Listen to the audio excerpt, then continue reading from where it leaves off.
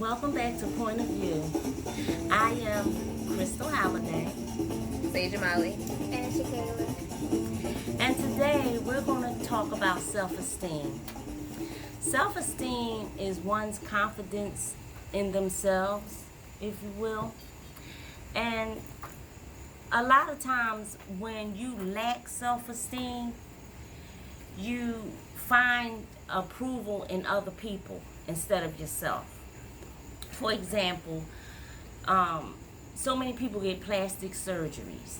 For like Lil Kim, she got plastic surgery. I don't know if somebody told her she was ugly or what, but I personally thought that she was very pretty before she started getting all them plastic surgery. She's still a pretty person in the inside. But what do y'all think about self-esteem? I think that self-esteem is crucial for anybody to be like successful in life, or just to be like productive, or just to like maneuver in the same way. Like, I feel like you need to have confidence in yourself. I feel like you need to love yourself. But I also feel like society puts black people in a position where it's hard to build self-esteem. And once you build it, it's hard to maintain self-esteem. So I think that as a community, we need to do a better job of like building up the self-esteem of our children, and like, you know, helping them maintain that self-esteem so they can carry that throughout adulthood. Yes. What is your opinion? Yeah, I agree. Self-esteem is something that I think we should pay more attention to with ourselves. And it's an ongoing thing. Like, your self-esteem could be up sometimes or it could be down. And it has to do with a lot of things, whether you think you're not successful in your career or its appearance. But like Sage said, I think if we tell our children and stuff like that they're beautiful, like you said, Lil Kim, she maybe didn't feel like that, even though we know she was beautiful, but who knows, you know, the things that you're told or even not told. Sometimes it's just you just have to be told that, or it has to be reinforced, because like you said, people of color, we don't see a lot of representation, or when we see ourselves is kind of in a negative light, or even being brown, or however you want to slice it, it's kind of like a secondary beauty, or you know. So those are the good points. I would say we got to teach our children to have high self-esteem, and we have to continue to work on it with ourselves. And a lot of times, poor self-esteem can happen at a really early age. Like, if a person or a child is always being told, you're so bad, and they constantly hear that they're bad, then they begin to think, oh, I'm bad, you know, and then they start having a low self-esteem, acting out, you know, being bad, doing things to get the attention of that type of attention, you know, whether it was negative, positive, they want attention. But you know, what's your point of view on the upbringing of some of the kids Regarding self-esteem, yes. I don't feel like there's something, from my experience, there's something that's like talked about in the black community in general. I think that we need to do a better job of talking about self-esteem, what good self-esteem looks like, how to build self-esteem. Also, just working on like not comparing ourselves to one another as well. Like, I feel like it's a lot of things that go into the reasons why black people, probably as a community, it may be harder for us to build self-esteem. We need to start actively combating those things. But I don't think it's something that's really spoken about, even though it's something that we definitely need to talk about. What is your view on building self-esteem Well, for youth or adults? I think, well, it's self-esteem. So you really got to get into yourself. You know, get That's into right. yourself and get into what makes you special. What are your talents? What do you love about yourself? What is your strength? And also, what is things that you want to fix, so you don't let that eat up at you and make your self-esteem, you know, get lower. So really, really get into yourself, and like we said, teach the kids to get into themselves. But I do have a question, because I know that at this point we can see if somebody has low self-esteem, and I know that a lot of people that has low self-esteem, they get into relationships where they deserve better or whatever. And I remember me and you talked about, well, how do we raise each other's self-esteem? Where is the line though when it comes to helping somebody raise their self-esteem or just being in a toxic relationship? Is it a line, you guys think? What you think, Sage? Okay, well, I feel like if you are trying to date, your self-esteem needs to be in order before you start dating other people. Your self-esteem, I feel as though as a grown woman, it's not my job to fix your self-esteem. Now, if something happens in the course of our relationship, you might have got fired from a couple of jobs straight, or you're trying to start a business and it's not going your way, okay, then it's for me to step in and be a support. But to build your self-esteem, I feel like that's just like a recipe for disaster, because I feel like as grown people, it's our jobs, like you said, to dig into ourselves first and be prepared at least most of the way before you try to step out and branch out and be connected to another person in a relationship. Right. And I think a lot of ways to build your self-esteem, you know, you could read books, positive books, read scripture. I'm a firm believer in reading scripture. It's a lot of ways that you can actually build up your self-esteem. You could be with positive people that genuinely care about your well-being. When you're around somebody that just don't care about you at all, you know, those are the wrong type of people to be around. People that don't want to see you succeed. Because there's a lot of people out here that don't want to see you succeed. They see you doing better and then they don't like you all of a sudden, you know. And I say surround yourself with positive people, people who want to see you do good, you know. So yeah, I feel like the company you keep is definitely a part of it.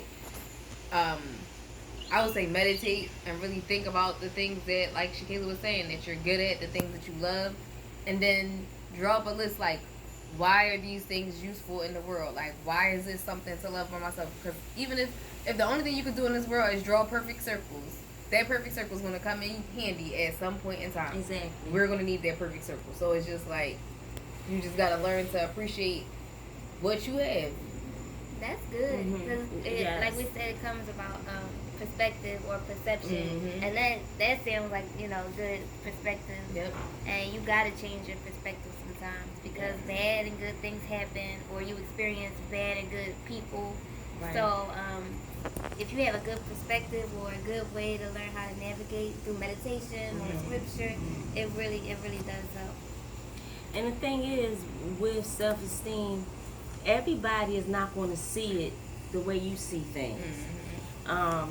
Like the vision that you have for yourself, a lot of times people are not going to see your vision. But you can't let that bring you down.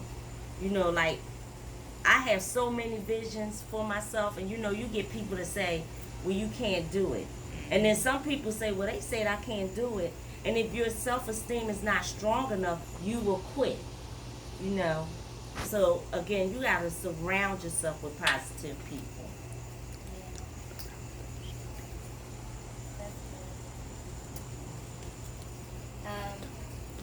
So I looked at what will build self-esteem, and you said positive affirmations or having better perspective.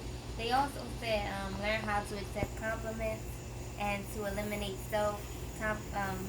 conflict and use self-compassion. So be patient with yourself, compassionate with yourself. But learning how to accept compliments, I know we talked about it. It's hard sometimes, and it's like second nature. Like if somebody's like, "Oh, this is cute," I'm like, "Really?" Oh, or you know, but you don't think about it. But sometimes it is hard to accept compliments. So that's something I personally work on. And so many times you think that when somebody pay you a compliment, that they don't mean it. And you're like, well, why did he say that, or why did she say that? So sometimes you have to take it for what it is. They probably do mean it. You know, you ever get somebody say, I don't know why they looking at me. A lot of times they looking at you because you're pretty. You know, really. That person. Really. So. I don't know, when it comes to compliments, I'm not generally trusting of people, so I just think they're trying to be fake nice because they want something. And now, like, my alert is up, like, what exactly do you want? Get away from me. I'm trying not to be like that. I'm gonna try to be more like Kayla. I'm gonna be on the Kayla train and try to accept compliments. But it's hard because the world we live in is like people get you shot always and think hurt somebody over wants nothing. something from you, Right? yeah. Speaking of shot and hurt, how low could that guy's confidence be that killed all those people in Walmart? 21 years old, he killed 20 people, and they had the nerve. I'm shocked that they didn't kill him. But his confidence he was talking about immigration. So It's just funny to me, like, I don't want them to build this wall because I'm not trying to be trapped inside with them. Like, y'all the ones, and when I say y'all, I mean white men. Are the biggest terrorist threat to America right now. Yeah, I'm not trying to be trapped behind the wall with y'all. Y'all trying to lock them out. What about us? Like, we're not safe in here with y'all. And I feel like that's the bigger issue. But here. the thing is that after he killed 20 people, he didn't even get a busted lip, a broken arm, or nothing. You know. But it was a couple years ago, and I would have to go back and look at find his name. And I'm sorry to his family, I can't remember his name. But the guy, the black young man that was shopping in Walmart that picked up a BB gun with the intention to buy it, and he got shot because he was black in Walmart, and somebody had called the cops on him. So it's just like it's a double how standard. you go in there and actually kill people? Killed like, 20 people with 20 people and nobody tackled him. I just feel like that's an on-site kill every time. Like, why is that not on-site? Because if somebody says a black person has a gun, y'all coming with your guns drawn. Okay. Exactly. Come with your guns drawn. Keep that same energy because, to be honest, Bull didn't deserve to live another second. Like, after you just go in there and kill all them random people like that, you deserve to die on the spot. I'm not gonna make those type of decisions. But and that's the one that was in Texas. But the one that was in Ohio they killed him. But he was black. He was black. Listen, if you feel a need to go out in public and just start shooting up innocent people, just turn yourself in. Do something. Like, you're not mentally stable, and it's nothing. That's self-esteem. It's low self-esteem. I think low self-esteem plays a portion of it, but it's hard for me to think that somebody is really stable, like, doing stuff like that. I'm not. You might have a mental illness to where it's like a prolonged thing, and you can use that in court. I don't think that's the issue. But speaking of mental illness, you know, the president signed something. He signed something that the mental ill people can carry weapons. Where Obama had a law against it, and he unsigned it. I mean, not unsigned it, but you know, he signed his name to eliminate that. So now people with illnesses, they can buy guns. So, and so many people feel like the president, a lot of this is happening because of his mental state. You know, how it seemed like he condoned violence. He loves it. He thrives on it. Implicitly, he does condone violence. Like, he'll never openly say, "Oh yeah, I like guns," but like anytime you're like a button away, like I'll blow anybody up. Like, try me.